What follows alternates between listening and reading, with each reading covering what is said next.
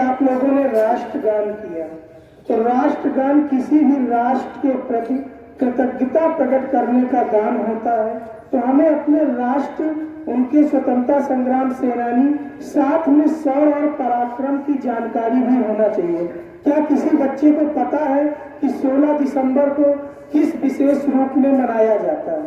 इस दिन हमारी भारतीय सेना ने 20वीं सदी में एक अद्भुत उदाहरण पेश किया था।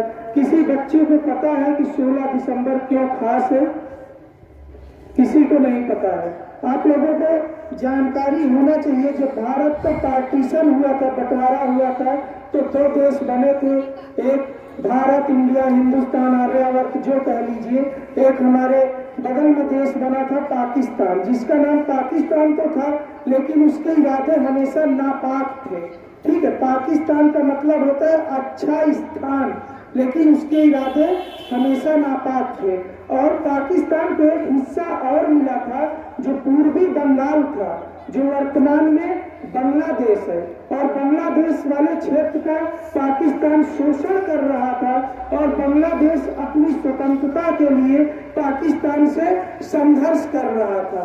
और आज से ठीक 13 दिन पहले 3 दिसंबर को भारतीय सेना पाकिस्तानी सेना के ऊपर धावा बोलती है, और 13 दिन के महायुद्ध के बाद 16 दिसंबर 1971 को भारतीय सेना पाकिस्तानी सेना को घुटना टेकने पर मजबूर कर देती है, और बांग्लादेश एक स्वतंत्र राष्ट्र के रूप में उदय होता है।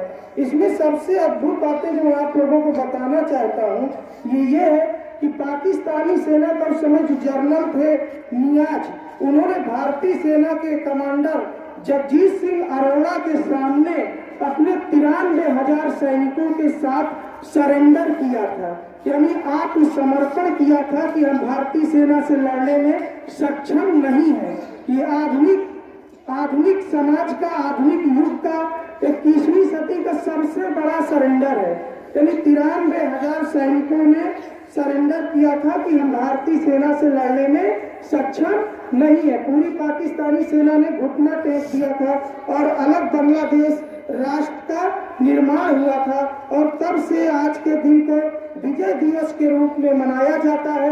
वर्ष 1971 के युद्ध में अपने शौर्य, पराक्रम और बलिदान से मां भारती का मस्तक सदा के लिए गर्व से ऊंचा करने के लिए जो भी सैनिक, हमारे भारतीय सैनिक वीर गति को प्राप्त हुए और जो बहादुरी से उस युद्ध में भाग लिए, उन सब को हम सब तहे दिल से नमन करते हैं। और आप लोगों को ये सब जानकारियां होनी चाहिए। एज अध्यापक ये मेरा कर्तव्य है कि मैं आप लोगों को भारतीय इतिहास के बारे में समय समय पर बताता रहूं। पर इस समय जो भी बांग्लादेश में चल रहा है वो काफी दुखद है। उनको अपनी स्थिति अपने से संभाल लेना चाहिए, नहीं वही भारतीय सेना है और काफी मजबूत भी हो चुकी है। तो जो उनको पाकिस्तान से आजाद करवा सकती है वो फिर से उनको 2 हिस्सों में बांट सकती है। खैर वो उनका अंदरूनी मामला है, और इसलिए मैंने आज विजय दिवस के रूप में आप लोगों को बताया। तो इस बात को याद रखिएगा कि 16 दिसंबर 1971 से 16 दिसंबर को हम विजय दिवस के रूप में मानते हैं। और सबसे बड़ा आधुनिक सरेंडर, मॉडर्न वर्ल्ड का सबसे बड़ा आत्मसमर्पण है। मेरा बताने का केवल इतना उद्देश्य था, जिसमें पाकिस्तानी जनरल नियाजी ने भारतीय जनरल जगजीत सिंह अरोड़ा के सामने संधि की थी, और उसके बाद उन्होंने आत्मसमर्पण किया था। ठीक है, साथ मैं अपनी वाणी को विराम देना चाहूंगा। वंदे मातरम, भारत माता की जय। धन्यवाद।